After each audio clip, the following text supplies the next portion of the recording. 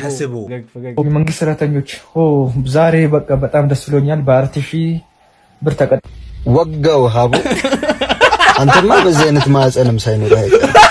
ቆይ እንዴት ነው ምግብ የምትበላው? ምግብ በዚህ እድሜያውን እንደ አቅመ ደካማ ሰው ነው የሚቀልብ። ምን አለ እንደው ፈጣሪ የልብን ጥረትን አይቶ ፔሬድ በጨመረልህ።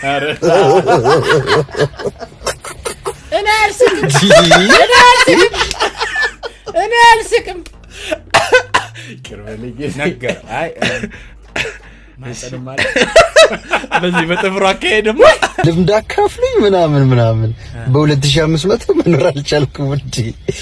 1500 የቤት ኪራይን ከተከራየህ ቀሪው ለጥፍርህ ነው፣ ሌላ ነገር የለም፣ ሌላ ወጪ የለብህም። ምግብም የምትበላም አይመስለኝም።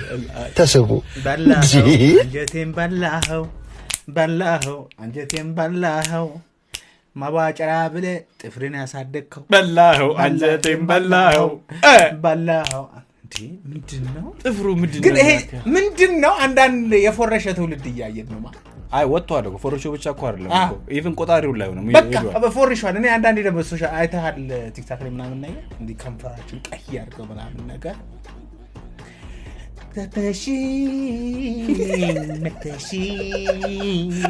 ለቲያምሲ ረርተሺ ሳንተላ አረባካችሁ ልባ ኤግዛክትሊ ገልጾታል።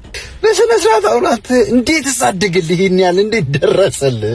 ሜዲኩር ፔዲኩር አታጓድልም አይደል? እንደ ቸከሶቹ ገብተህ ምናምን እያልክ ተመረረብስ።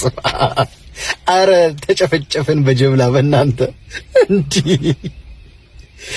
አማክሩኝ አልክ አይደለ? ቁረጥ ጥፍርህን፣ ጸጉርህን ቀንስ፣ እንደ ወንድ አክት አድርግ።